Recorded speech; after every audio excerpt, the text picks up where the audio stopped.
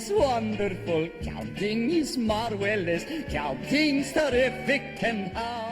Hello everyone, this is Captain Logan, and I am bringing back in a different form Counting Kryptofreaks. This is a thing that I had not intended on doing. I said a few weeks ago that this series was defunct, finished, kaput, was not going to be doing this anymore, much to the chagrin of a lot of the Geekvolution audience, and much to my own regret and sadness. I really hated the idea of putting Counting Kryptofreaks to bed, and it was just a thing that for myriad reasons I couldn't continue doing in the same format, much like Superhero Rewind. And of course I figured out a decent enough way to resurrect that, mostly as kind of a podcast thing, and the writing with Superhero Rewind is the same, but there aren't stills anymore, and it's basically just an audio only thing. And the reception to that has been really positive. I've put out 8 of those at the time of this recording, and the interest is still there, and people seem to still be really enjoying that. And my plan with Kryptofreaks was initially to shut it down and start doing season overviews of Smallville, and eventually I would finish the whole series that way. And I just have too much to say about this show. I have way too much fun making fun of the show, talking about all the things I love about the show. I have such a love-hate relationship with this thing, and I really like getting into the nitty-gritty, and I really like talking about the details, and I like talking about weird, scene-specific, goofy things that happen that I just can't talk about if I'm doing a whole season overview, or those shows would be 4 or 5 hours long, and I would just go episode to episode, and it would basically just be a whole bunch of episodes of Counting Kryptofreaks all inside one video, and that's not practical, and would probably take me as long to do as doing this show would have eventually. If I kept Kryptofreaks going in the format it was in, I would probably be 40 or, well, past 40 by the time I finally finished it, and Smallville would have been 15, 20 years off the air by the time I got there. Not that I am that concerned about the relevance of this show, of Smallville at the time, at the moment, because there are so many superhero shows on, and there's still quite a bit of interest from folks in Counting Kryptofreaks and hearing me talk about Smallville. So this is not the ideal situation, not the ideal way to keep going with this show, but I've decided that for the sake of time and because of copyright flags and even some episodes of Counting Kryptofreaks getting blocked where people just can't watch them at all because they were getting hit for copyrighted material with screenshots, I've decided to make them commentaries moving forward, and eventually I might go back and do commentaries just for fun on all the episodes I've already done polished written analysis on. But I thought this would be a way for me to continue talking about the show with you guys and watching the show with you guys, and it would inherently bring the visual component back, at least for those of you that want to watch it along with me, because let's face it, a lot of episodes of Counting Kryptofreaks were beginning to get close to the length of those shows, of the episodes anyway, and so these aren't going to be that much longer than a lot of the reviews we're getting. And this way I can talk about things as they're popping up on the screen, and you don't have to wonder what I'm talking about, and it won't be as difficult to, getting into specifics to give you the context of what I'm talking about. So obviously this is a thing that I would never do with Superhero Rewind. It's very important that that show stays written and relatively polished. This, I think it made a little bit more sense to go ahead and go forward with commentaries for those of you that want to continue this adventure with me, and hopefully we can get them out a great deal faster and get this done in a reasonable amount of time. And if this goes well and people really enjoy it and don't mind listening to me kind of ramble on by myself, because I will not have a co-host on this show. I want to keep Counting Kryptofreaks very much just me and Smallville. And if there's enough interest in this moving past Smallville, and obviously that's a ways away, even though it'll go quicker than writing it did, I still have another 8 seasons left because it's taken me like 4 years or more to do season 2. I might go ahead and continue with some other shows if there are some other things that people might enjoy seeing me do in this format. Some perhaps, and it gets bad in my opinion a lot faster. But perhaps down the road we could do Arrow this way. We could potentially do Gotham this way. I don't want to promise anything. I don't know I don't want to jump the gun because I don't even know how many people are going to be interested in watching listening rather to this. But if this goes well, I may continue doing weekly or semi-weekly, or I should say semi-monthly, bi-weekly commentaries on superhero shows, and this allows us to talk about specific episodes kind of nitty-gritty. This will continue to be Counting Kryptofreaks. I'm going to keep the count going, and I will continue doing questions to ask Jor-El when I get to heaven. And I am going to prepare for this show in making sure that I watch each episode again before we sit down and talk about it. Well, it's fresh in my head, and I'll take a few notes. But this is going to be much more relaxed. It's obviously going to be off the cuff. I'm not going to necessarily know everything I'm going to say before I say it. It's going to be very, relaxed commentary material. And it's going to be just me and you guys and a microphone. So, without further ado, let's go ahead and get into it. The last episode of Season 2, what a strange place to start this new format for Counting Kryptofreaks. The episode is called Exodus. When last we saw Clark Kent, he was being called to the storm cellar by a voice that is a very familiar voice to anyone who is a fan of Superman before this show, Terrence Stamp as Jor-El. What a strange but wonderful casting choice. A really bizarre version of Jor-El, but a wonderful casting choice if this kind of despotic fascist Jor-El is the direction you're going to go, at least early on, because we'll get to the retconned, totally different Jor-El down the road. But Jor-El is calling to Clark from the storm cellar and saying it is time, and he's had the ringing in his ear from the octagonal key, and now he's finally going to meet his maker, as it were, and of course Jor-El is very much kind of a godlike entity, as we're going to see as we move into this. All kinds of stuff that I do not understand about Jor-El, and I'll be asking him many questions, and finally I get to ask Jor-El a lot of questions, as I did last episode, about himself. So, and of course Lex Luthor is also about to get married, or is he? Because he's had a big spat with Helen, and he stole Clark's blood from her office, and she thinks that she's pretty sure he's the one that did it, and in this episode he's going to confess his sins. So we'll see how that goes, and more evil emo Chloe. So anyway, get out your DVD or go to Hulu if you'd like to do it that way, and one of the nice things about doing this now is, at least at the time of this recording, Hulu has Smallville, and you can watch it, whether you have access to Hulu with the commercial or non-commercial version, and I will mention each time we get to a commercial break, because if you have the commercial version of Hulu, you'll want to pause it there, and you'll want to pause my recording there while you're watching commercials, and then jump back into it after commercial, and then obviously if you're watching on the DVD, or I think the show is on Blu-ray, or on the commercial-less version of Hulu, you can just watch straight through and listen to this as one track underneath your episode of Smallville. Once again, the final episode of Season 2. This is episode 22, I believe. It is 23 episodes in the second season. Exodus. And let's go ahead and get right into it. Get ready to press play whenever I say now, and we're going to do it off the cuff. Counting Kryptofreaks. Let's see how it goes. I'm going to do my level best to make this fun and entertaining for you, and let's go ahead and get started. Here we go. Everybody, please press play right now.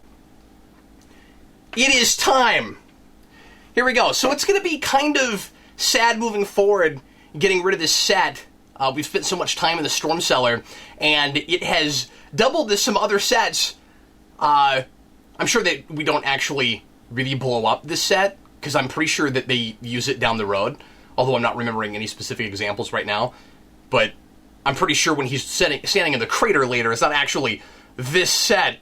So Jor-El here, of course, is the embodiment of the real man, and he is a computer version of his memories and kind of his essence, as he was in Richard Donner's Superman, but capable of doing a whole lot more stuff, including apparently being telepathic or able to send thoughts and images into Clark's head. I honestly couldn't tell you what exactly is going on in this scene outside of what Clark is seeing. If somebody else walked down the staircase right now, I don't know what they would be seeing. Can the ship, like Jor-El, seems to also be able to sort of do anything, which to me kind of begs the question as to, I'm going to be asking questions to Jor-El before I even get to that segment. We may not even have to do a questions to ask Jor-El when I get to heaven at the end of this, because I might have exhausted them all. But I wonder why the Kryptonians felt the need to make like their own command center in the cave, because their ships seem to be able to do everything, including shape-shifting now. Unless this is all in Clark's mind, I don't know. Because it's also able to send images into Clark's head, like his friends and family, when Jor-El is telling him that he needs to leave them behind, and they have served their purpose. Maybe not the smartest move on Jor-El's part, and we'll talk about this a lot more when we get to Relic, the 6th episode of Season 3, which is a real major jump the shark moment for me. Not that we've already not had plenty of shark jumping up to that point, but we'll find out that Jor-El was actually in Smallville in the 50s and interacting with the cave, and he meets Hiram Kent and appreciates his values, it seems, and just what he does for Jor-El, and so he sends Clark there on purpose. But maybe not the smartest move to send him to parents that would bring him up with a very different value system from the kind of fascism he's trying to instill in Clark now. Yeah, they've served your purpose. What their purpose? What, to make you like appreciate humanity and want to live for other people and be altruistic and not rule over them and all of that. You sent Clark kind of to the worst parents, if that's what you want for him. Maybe he should have sent him to Moscow or something, like in Red Sun. So Clark is doing the right thing here in coming right out and telling his parents that he talked to Jor-El and what exactly Jor-El is saying. And of course, later he's going to start compromising his principles, and he's going to worry that if he doesn't do something to make the voice go away, it feels, it's not schizophrenic, but anybody on the outside looking in at what's happening to Clark right now, not understanding that he came from an alien planet, would think that this is the behavior of a schizophrenic. And he's going to say, I have to do something to get rid of the voice, or I'm going to be putting my parents and my new baby brother, when he's born, or before he's born even, in danger. And so there's a lot at stake here, and I do, to some degree, appreciate this impossible situation that Clark is in and why he does what he does. I also like, we'll get to it here in a little bit, that he makes that decision after talking to Lex, when Lex has confessed sins and told the truth, and nothing is going to come from it, and he's making kind of the Lex move. He's making kind of the very same mistake that Lex did earlier. And then Lex makes a lot, where his heart's somewhat, sometimes in the right place in trying not to become his father, but he keeps making all the same mistakes. And Clark is going to start down that road as well, especially at the end when he then compounds his mistakes by putting on the red kryptonite ring. So Helen is going to have a line here that I think is poorly written and poorly delivered. And this, of course, is a very suspicious moment. Lionel's trying to give her a wedding gift, and claims Helen claims that's what that exchange was about. As we'll find out later, there was probably a lot more going on in that hallway, and Lex was all over it when he says, there's that line, your never-ending struggle. It's not a great line, and I would have done another take of it, or maybe rewritten it on the day. That one makes me cringe a little bit. So Lex says, the last time I saw you two together, you were conspiring against me, and that is exactly what's going on now. We'll find later. I always thought that was very retroactive. We'll talk about that a lot more when we get to the first episode of Season 3. and we find out that Helen, that's Exile, and we find out that Helen was actually doing all of this just to get Lex's money. It was a very Black Widow situation, and it doesn't track through the season. It's a sort of like Jor-El. It seems to be kind of a big elaborate plan that doesn't all line up and track, and when you look at it all, looking back, it looks like just a bunch of stuff we had happen that we retroactively said was part of a grand plan. So this is apparently all an act. Where she has every intention of still getting together with Lex. Or maybe the idea is that, because the one thing she says when she comes back at the beginning of 3 after she left him for dead in the airplane crash is that, actually, I really did come to fall in love with you, and that's the crazy thing, but this really was just to get all of your money. And I guess it's possible then, although unlikely, that all of this is real and that she really is mad at him for stealing the blood and all of that. And originally she got together with him just to get his money, but now she's actually kind of falling in love with him. But then at the end of the day, she's going to decide that she doesn't... This, by the way, is the cover of a Harlequin romance novel with Clark and Lana here by the horses. I mean, like, you have to stage this. This doesn't just happen. You know, this looks like it took, like, 3 hours, or a couple hours for somebody to stage and make it look like a romance novel cover. But I guess it's possible that Helen decided to forget the real reason she was originally getting together with him and was just going to live happily ever after. And now she's angry with him and going to go through all the horrible plans she had before. But the problem with that is... that doesn't strike me as a person with integrity in the first place, then, if that's why she was getting... I mean, okay, maybe I'm not being fair. I mean, yeah, like, just sitting next to a couple of horses like that with a picnic, yes, I guess that is a thing that you could just sit there and do, but it looks like a thing that is very staged and framed, and it looks very cliche and stereotypical to me, and I think it's very funny. No, you don't owe Chloe anything. She's been horrible to both of you. And you should just tell her to go away and go find a good Kryptofreak to settle down with. Now, Clark is, I guess, kind of a jerk for not taking time out to go tell Chloe what's going on. There is a grain of truth in things she says in that he does put her at the bottom of his priority list all the time. In this particular case, it's more understandable that he's so... preoccupied, that Clark is so preoccupied by the voice in his head. Lex always has a great line when he walks into a room.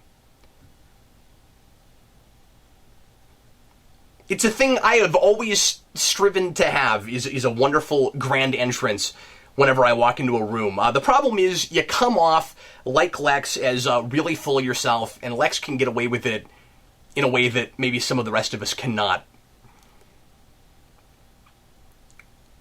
There's always either a wonderful grain of sarcasm in his voice when he walks in and makes an entrance, or he'll have a double or even a triple entendre. There's always subtext.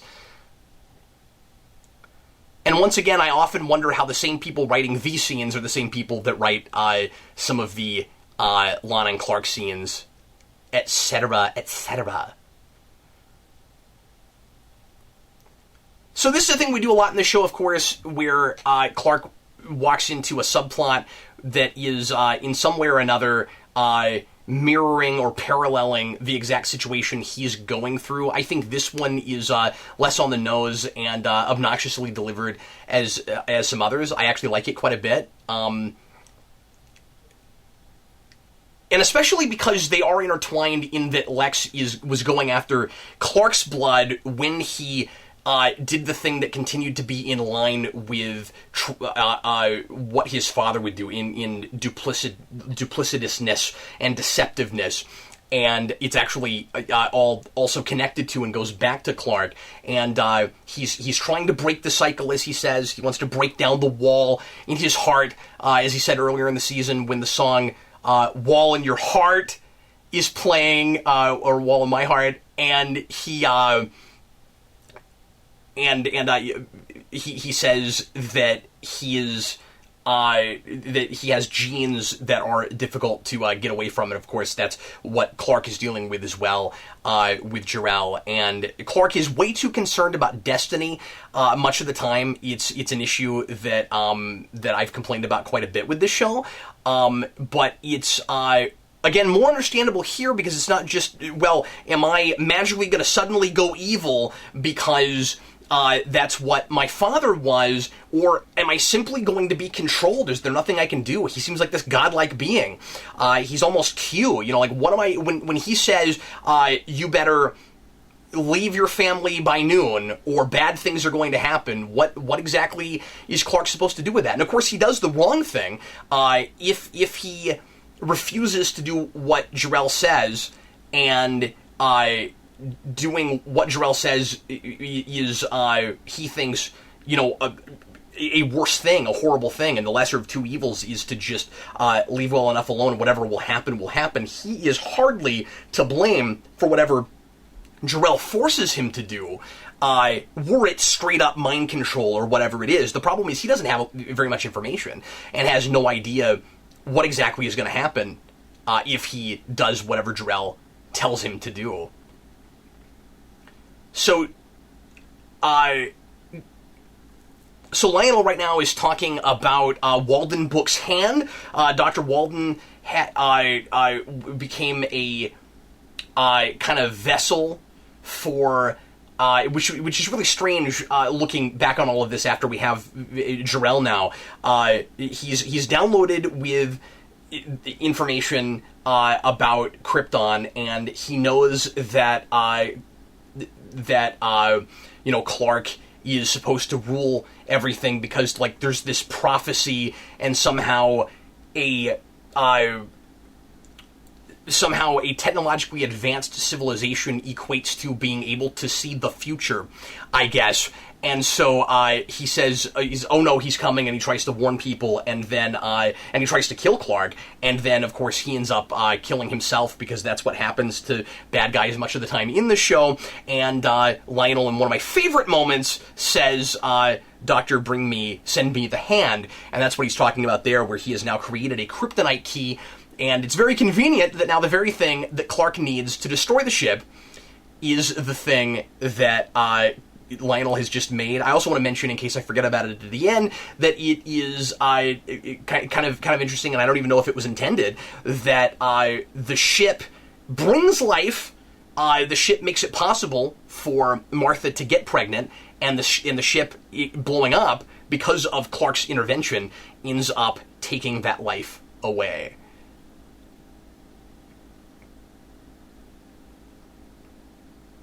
Okay, Lionel's on the other side of the room right now in the form of Chloe.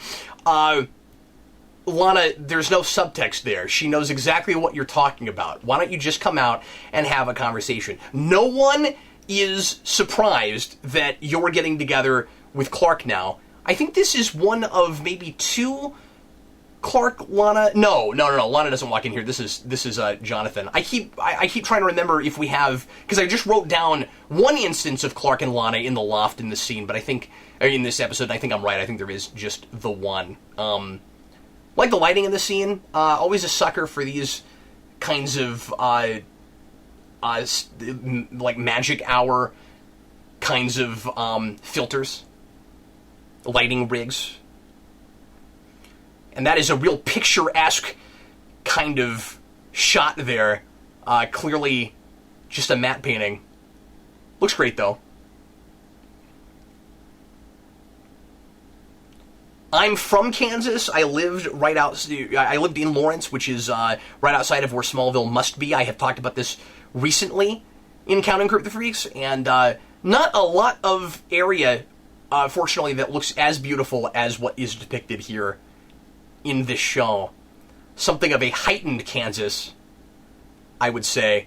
Thanks for always believing in me is a real sad, tragic thing, because later on, Clark will give his parents reason not to trust him, not to believe in him, as he starts to do the Lex Luthor thing. And I'm very much asking myself the question at the end of this episode, if Clark had never met Lex, would he still be doing what he does here? So, I'm gonna say a word I don't say very often on the channel. Jor-El is a sadistic bastard, it turns out. He brands his son with the crest of the House of El, puts the Kryptonian 8 on his chest with the crest. I always thought the 8 thing was really cool, because it's half of the Superman S, and it is another symbol when it's completed that looks like a character that we have on Earth that is not actually meant to be that. So both the S and the 8. It's not actually an 8, but of course it looks like an 8. Is it a sideways flipped infinity symbol? You be the judge. And so this is where Clark's going to start making the wrong moves. I like that he's holding the neutralized Kryptonian necklace, or Kryptonite necklace. That's foreshadowing for what's going to happen later, and is Clark thinking? And the episode doesn't come out yet and tell us what exactly he's thinking, what his plan is, although we might be able to surmise it if we've been paying close attention throughout the season. He's put together now that maybe the ship was not trying to save him when it neutralized the Kryptonian, or the Kryptonite necklace with when Tina Greer tied him up and put him down in the storm cellar, as she's going to talk about later, but that in fact might be trying to save itself. And I'll talk about that in a moment, because it's kind of preposterous. So she should really be suspicious of the way Clark's acting right now. Martha should get in the truck and be like, I think maybe Clark did hear the voice again, and I think he's planning something crazy. I do like their reaction later, though, when Pete shows up, when Lana shows up and says that Clark had something he had to do, and immediately they know what she's talking about, at least to some degree, and they jump up and they run off. So once again, this is all apparently an act on Helen's part. I don't even know if she really did get in her car and drive out of town, or if she's playing all this up just to confuse and surprise Lex and throw him off of her trail. It's not, I guess, a bad plan. I just don't know if I buy that this person is that calculating and that good at chess. She might be doing a bunch of things that Lionel told her to, though. I guess that actually is possible. But I suspect that a lot of this is retroactive, and that the writers had no intention for a lot of this. So has anybody else noticed how much like the Lion King Clark and Jor-El kind of are? You got this voice that comes out of nowhere. I guess it's Rafiki in The Lion King that says this, but saying it is time, and then he's insisting that his son not go his own way and do what he wants to, but that he has a responsibility to rule. And the difference, of course, is that one of these is an established system of government and an established line, and there's a tradition with the Lion King, and here it does seem to be just straight up totalitarianism. We can make the world better because we are the strongest and we are the smartest, and there is no discussion about how... Well, really, there's not a lot of discussion about this at all. It's just mysterious and strange. But Jor-El was of a planet that ended up destroying itself, and maybe people from that planet aren't the best people to go out into other planets and try to rule them and make them better. And I guess, the idea, to be fair, because it's been a while since I've watched some of this, I guess the idea, to some degree, is supposed to be, we destroyed ourselves and we can make sure that doesn't happen on another world. We know how to make that not happen, but it was a really brash, bold notion, and I'm not against it on principle necessarily, but it wasn't thought out, and it is becoming really glaring, and the seams, are showing right now. This scene with Pete and Lionel is wonderful. This is the first time I think that Pete and Lionel are on screen together at all.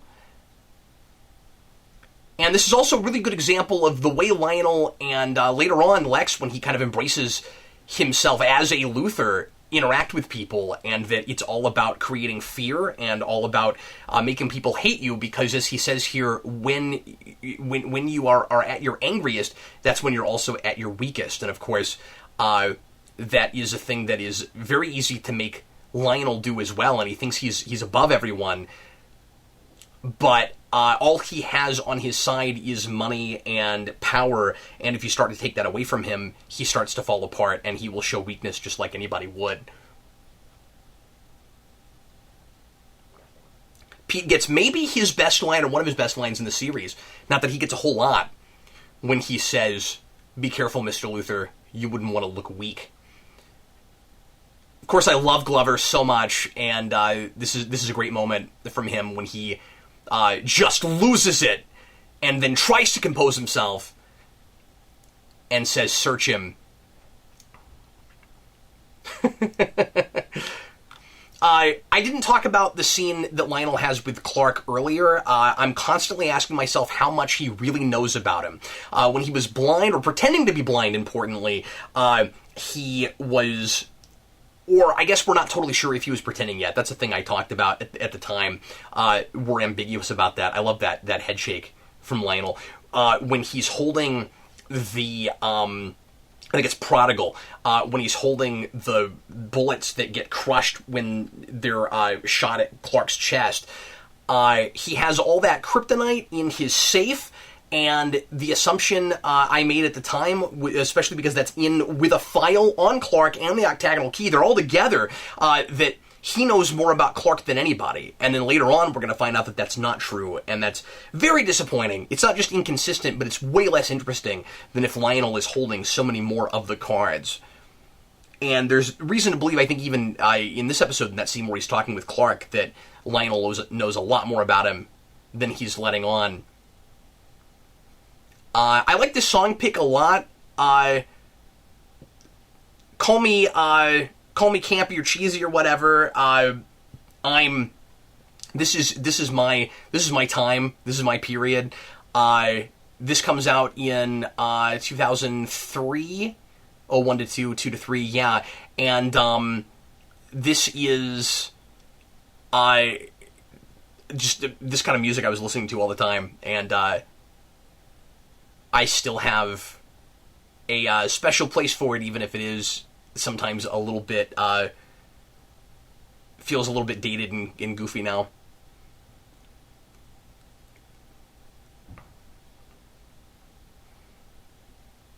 And maybe not goofy, but just, I don't know, a little emo-ish. I think Lana'S got a little bit too much makeup going on in this scene, but it's a real pretty dress.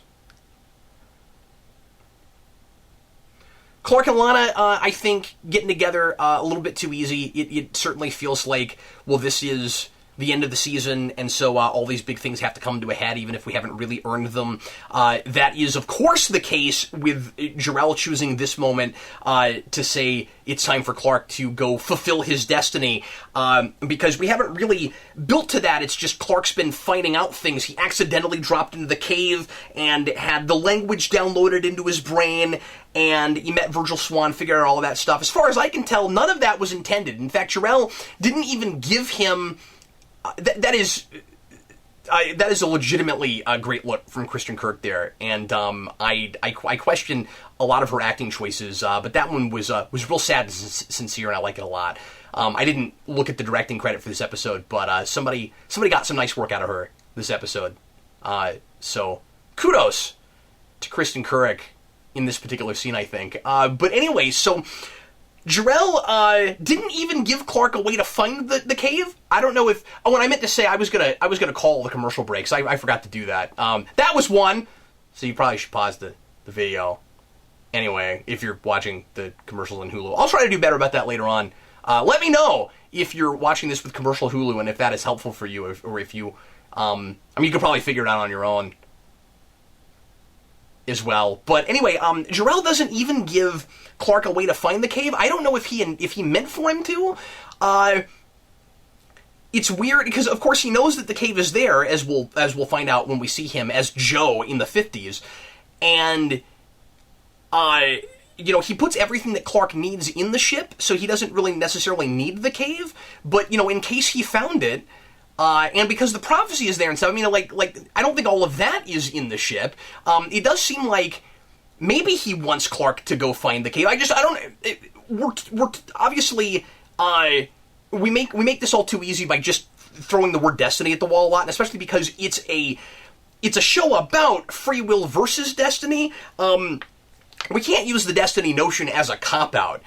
This was just all going to happen anyway. He was meant to find the cave, and he was meant to have the language downloaded into him, and that doesn't even need to happen because Jor-El is speaking English to him, and if you think I'm wrong about that, and that he's just speaking Kryptonian and we're hearing English, remember that later on, Jor-El will speak to Jonathan Kent and I think other people, and will be speaking English to them. The cave is completely unnecessary. He doesn't need it at all.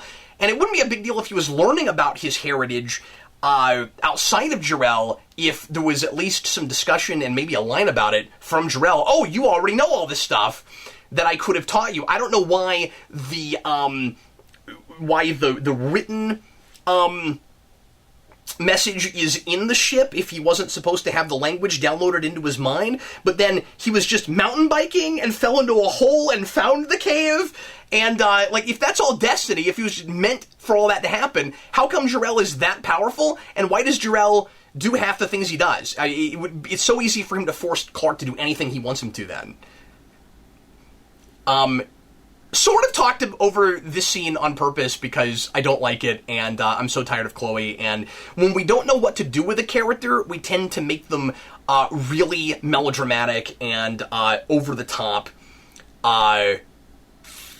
theatrical, and drama for the sake of drama. That is, of course, one of our walking away angry moments.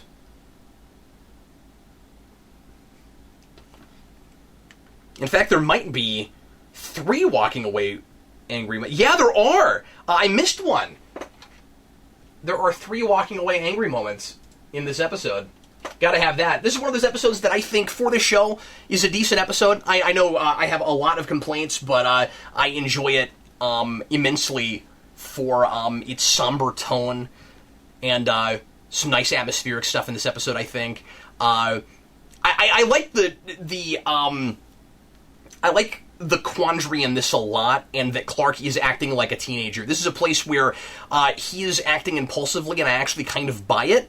And it's harder to appreciate it because of the impulsive attitude he's had throughout, and because he's not especially proactive. Okay, I don't know what it is, but I have a really hard time looking at the green veins on the hand. That actually creeps me out. And this is even worse. When it goes across the ship, something about that really bugs me. In a good way. Like it should, but it creeps me out. It's wrong. It's messed up. So let's talk about this, because I think this is really hokey. This is the ship making Martha pregnant hokey. He's able to blow it up with a kryptonite key. I guess I kind of buy that if the thing is allergic to kryptonite, if you put the a Kryptonian key in the heart of it. This is an episode that just sounds funny to even give a synopsis of. Here comes one of our legendary car crashes, and I actually think this is going to be more people upside down too, because I think when they get knocked over, it flips over a few times, and then naturally they have to be on. Yes, they are upside down.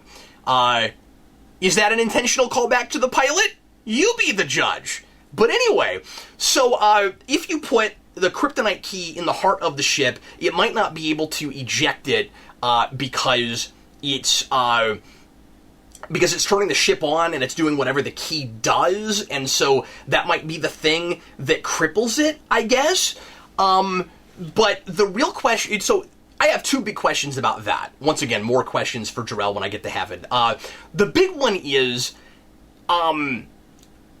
if I can be led to believe that it is allergic to kryptonite for the same reason Clark is, right? That it wasn't irradiated, because kryptonite is irradiated pieces of Krypton, of Clark's home. Nice wardrobe work here, and makeup work. I like that a lot. This looks pretty good.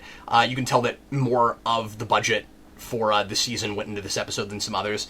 That's a thing we do a lot with sci-fi and genre shows in general. Is we'll skimp on the budget for certain episodes so that we can double it for big event episodes like this. But I keep interrupting myself to talk about certain scenes. But anyway, so I guess the idea is supposed to be that the ship is allergic to kryptonite for the same reason that Clark is. That they are maybe made of some of the same stuff. They come from the same place, but and I know that sounds stupid because Clark's not a rock. Like, I get that, but they're both indigenous to the same place, and the rock is irradiated, but Clark is not, and so he's allergic to it, and it can kill him. And of course, that's just a conceit so that he has some kind of a weakness. That's always been the Superman thing. I always thought it was kind of dumb that happens with a ship, because they're both made of the same thing, but they're of almost exactly the same thing, but but one is allergic to the other. But I guess if one's irradiated and the other isn't, maybe it happens for the same reason that it happens to Clark, right? Okay, here's where that breaks down. And maybe I've talked about this before, I forget, but I want to bring it up now, and then I want to talk about this scene. But when the ship is coming after Krypton explodes to Earth, it is surrounded by kryptonite, so why doesn't it explode there? That's a big question I have. I also want to know how aware Jor-El is of what's going on around him, because why doesn't he try to stop it from happening? After all, he is in interactive program. He is able to answer Clark's questions. He talks to him, and he makes things happen before anybody touches anything or turns it on, beyond just the key being around the ship. So I don't know why he doesn't try to stop Clark from blowing up the ship. This is a wonderfully well-acted scene. Really sad, really tough. In the moment, of course, in this, in a way, I guess, kind of calls back to what Jonathan, or what Lionel was saying earlier, we're weakest in our moments of anger. Jonathan is going to give Clark the impression, because he's taking things too far, as he often does, that he almost doesn't, like wants to disown his son. He almost doesn't even want his son around anymore. Obviously, that is not the case, and Clark is letting his emotions very much get the better of him, and that's why he's just gonna kind of do the running away from home thing at the end of this, and do the worst thing he possibly could in putting on the red kryptonite ring, which I think is, in a way, kind of a metaphor for turning to drugs in time of weakness. And I can't blame Jonathan for the way he treats his son here. Really hard for him not to just lash out and scream at him. And remember how much of a temper Jonathan has. Martha wasn't really showing. I forget how long she was pregnant. But I don't know if I totally buy that she's fine, but the baby gets killed. I suppose that could happen. I just don't know how far along she was. Like, if she was showing, if she was like 6 months pregnant, absolutely. And like, but she just had a mild concussion. Like, so that makes it hard to. You'd think that she'd have like some other major injuries if it got to the baby. Like, if she just hit her head, I'm not really sure why the baby is dead. I also like Lana's reaction here a lot when Clark tells her about the baby, because she didn't know, and he's in complete shock.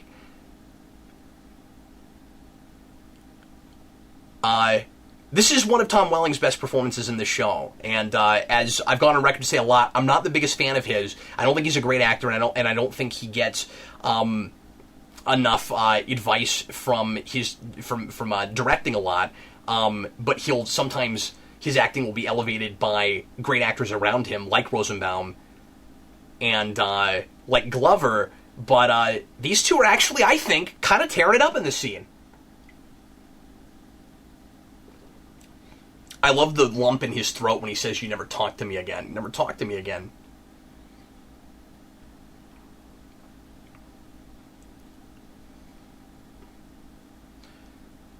So Lana is gonna kind of throw some things away that she never brings back again because Clark is in shock. She's gonna dismiss things because the writing has to magically make her not a curious person that's putting things together in a logical way, so that after this we can have more routine episodes where she knows nothing. And just like with the tornado, she very conveniently chalks everything up to something simple and doesn't think enough for herself. And you could say, well, she's just some of it is she's wanting to think what she wants to think, but the problem is she is desperate to know what's really going on, and she knows that there's more to it than the way Clark is letting on, because he's such a horrible liar. We saw that again in the scene earlier with Lionel. We're going real over the top with the emo, almost pseudo-goth thing with Chloe here. It's not really goth. I always remember her as having almost like goth makeup here. She doesn't have like black lipstick or anything, but she might as well. I would love to actually see her get to have actually seen her get to this place in some way. And I'm not going to talk a lot about this, but I know people are going to mention it in the comments, so I will acknowledge that I am shooting this well after our knowing about Allison Mack and the bizarre sex cult that she was involved in. And it is very strange and surreal going back and looking at the show after that, especially as she's evil and taking advantage of people, and as she's being taken advantage by a rich and powerful man. And this is also, of course, naturally, getting back into Counting Kryptofreaks, the first episode I have to deal with is one in which someone gets branded. But that's enough about that.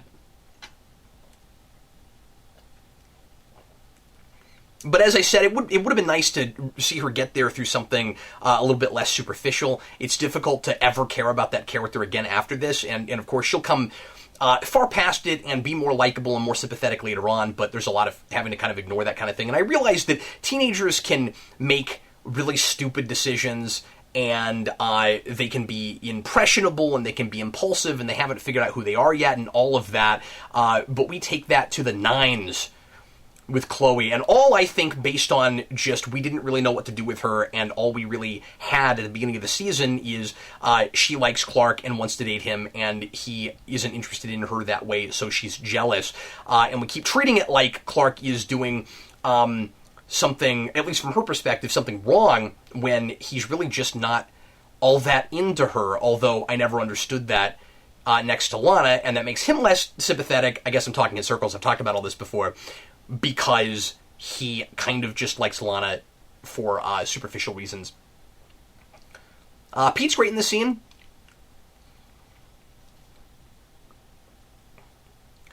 I've gone back and forth on this, whether or not this makes Clark less sympathetic, and whether I should really appreciate how far gone he is here when he puts on the kryptonite ring, or the red kryptonite ring, and runs off. I feel differently about it every time I watch this episode, I think. And right now, I'm on the side of, I kind of like it, because he's between such a rock and a hard place, and now he's screwed up everything.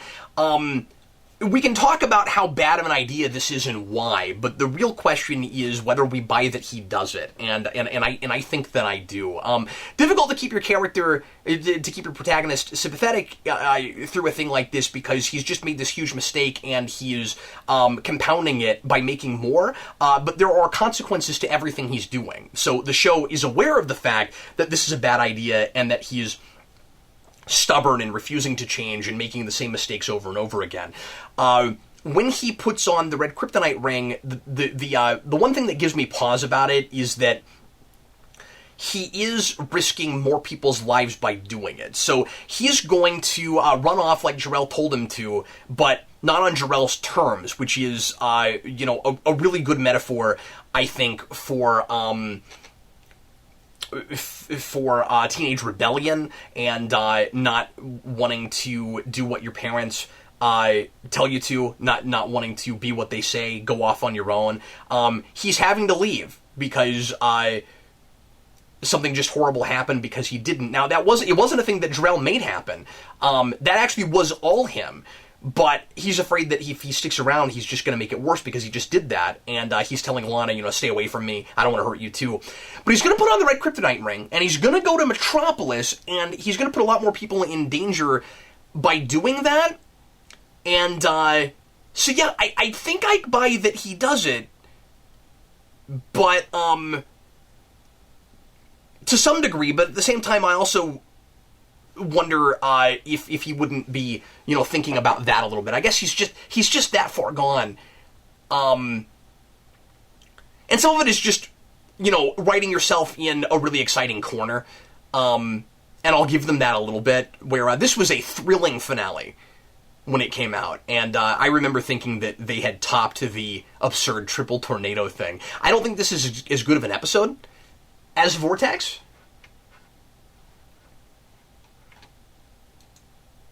Or I should say Tempest into Vortex. But I do still really enjoy watching it. These cliffhangers are a lot of fun, and yeah, there's a lot of contrived and there's a lot of goofy, and it's maybe a guilty pleasure, but I still really enjoy going back to these.